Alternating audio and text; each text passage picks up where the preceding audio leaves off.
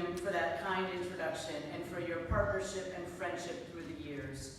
You are an incredibly important part of this prize as well.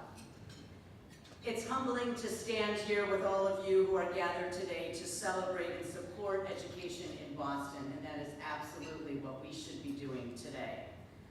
As you know, and as Jim mentioned, this is certainly not my first School on the Move prize ceremony. We've done this every year for 13 years, but it is the first time that I salute the finalist schools as interim superintendent of the Boston Public Schools, and I am so very proud to do that. I tip my hat to all three of them, the Donald McKay School, K-8 School, the Oliver Hazard Perille K-8 School, and the Muriel Snowden International High School. It is an inspiration always to celebrate these schools on the move. Each of these schools saw substantial growth in student achievement over the past several years, and that is important. This is a data-driven prize that uses improvement in academic performance as one of its primary measures. But the story behind their improvement is also important. We know the road to school improvement is not a straight line. Each of these schools has paved its own way that is as unique as their school communities, and that too should be celebrated and learned from by all of us. Yet there are some common approaches. Each of these schools understands the central role that teacher voice, agency, and collaboration plays in powering school improvement, and that facilitative school leadership by principals and headmasters enables such teacher ownership. I learned this lesson during my years at Investors, and now I see it at the full scale of the district each day. It is why my focus as interim superintendent is on ensuring that the BPS Central Office role is to support and empower school leaders so that they can empower teachers, who in turn can empower their students. One way we are working to empower students is to provide equity in the quality of education and programming we provide across the city. In addition to our core work of supporting teaching and learning, a major priority of the district at this time is Build BPS, the 10-year Educational and Facilities Master Plan. Earlier this month, we outlined the plan for Phase 2 of Build BPS with long-awaited specific proposals for numerous BPS schools based on the plan's guiding principles with the intention of engaging the community for feedback over the next several months and years. This is the largest school building plan in Boston in over 40 years. It is also a complicated and multi-year process to reshape Boston's educational landscape related to buildings, student enrollment, and feeder patterns.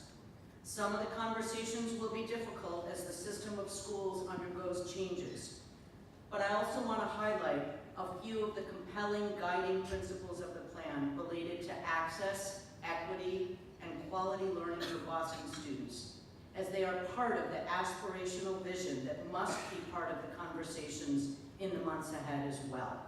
They include expanding access to quality learning environments for more students, addressing enrollment challenges to meet student and family needs, locating new or expanded buildings in neighborhoods with high student need and low historic access, creating more equitable program placement and learning opportunities for our most vulnerable students with high needs, especially students with disabilities and English learners, reducing the number of times students change schools during their K-12 experience, and increased ongoing investments district-wide for all school buildings and communities with ongoing building maintenance and repair. I have the distinct honor of leading the district as we move through Phase 2 of this process, which also involves a proactive and long-running engagement process that will allow us to hear from students, families, staff, members of the community, and our many partner organizations that actively support the mission of the Boston Public Schools. We know that buildings themselves don't make for good teaching and learning, but that the quality of school buildings and learning environments can help facilitate the kind of engagement we need to ensure that all of our students have every opportunity to reach aspirational pathways to their futures.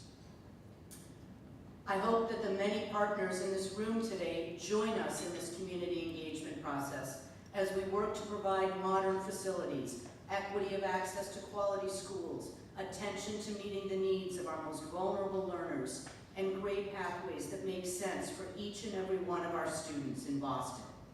We've deliberately laid out a planful timeline to create opportunity for important feedback and to incorporate modifications where needed. With that, I want to thank the SOM selection panel for their extraordinary work and effort in always making a difficult decision each and every year. All three of these schools are winners and to be celebrated, so I do not envy your task. I will point out that this is the first official year that I do not know the winner. Lest there be any question.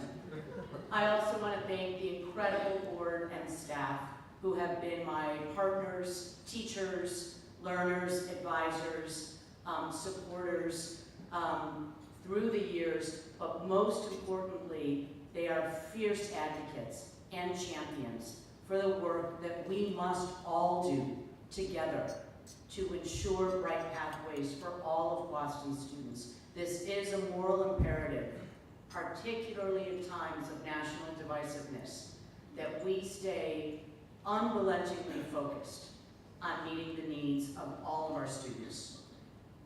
This is such an amazing morning, celebrating the amazing work in our schools, and I hope it provides inspiration for each of us to go back and redouble our efforts on behalf of all of our students. Thank you so much.